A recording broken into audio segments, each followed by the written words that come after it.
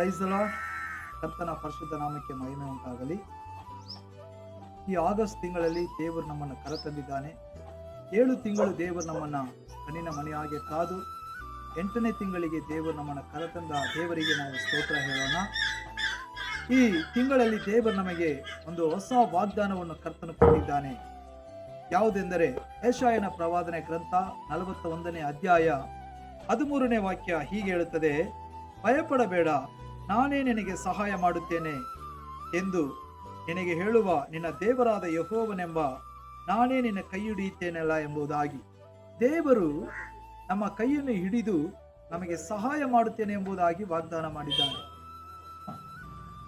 ವಾಗ್ದಾನದ ಮೇರೆಗೆ ಕರ್ತನು ನಮ್ಮನ್ನು ನಡೆಸುವಂತಹ ದೇವರಾಗಿದ್ದಾರೆ. ಆದ್ದರಿಂದ ನನ್ನ ಪ್ರಿಯ ದೇವ ಜನರೇ, ಎಲ್ಲ ಕಣ್ಣೀರು, ಕಷ್ಟ, ವೇದನೆ, ದುಃಖಗಳು, ಯಾವುದೇ ಸಮಸ್ಯೆಗಳಿದ್ದರೂ ನೀವು ಚಿಂತೆಯನ್ನು ಬಿಟ್ಟು ಕರ್ತನನ್ನು ದೃಷ್ಟಿಸಿ ನೋಡ್ರಿ.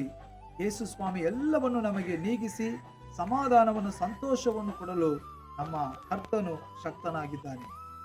ಆದ್ದರಿಂದ ನಮ್ಮ ಚಿಂತಾಭಾರವನ್ನು ಕರ್ತನ ಮೇಲಿಡಿ, ಆತ ನಮಗೆ ಸಹಾಯಕನಾಗಿದ್ದಾನೆ. ನಾನು ನಿಮಗಾಗಿ ಪ್ರಾರ್ಥನೆ ಮಾಡ್ತೇನೆ. ದೇವರ ಸಮ್ಮುಖದಲ್ಲಿ ನಾವು ಪ್ರಾರ್ಥಿಸೋಣ. ತಂದೆಯಾದ ದೇವರೇ, ನಿನ್ನ ವಾಗ್ದಾನದ ಮೇರೆಗೆ ಕರ್ತನೆ ಇದನ್ನು ಕೇಳುವ ಪ್ರತಿಯೊಬ್ಬರನ್ನು ಆಶೀರ್ವಾದ ಮಾಡು. ಅವರ ಚಿಂತೆ, ಕಣ್ಣೀರು, ವೇದನೆ, ದುಃಖವನ್ನು ನೀಗಿಸಿ ಕರ್ತನು ಸಹಾಯ ಮಾಡು.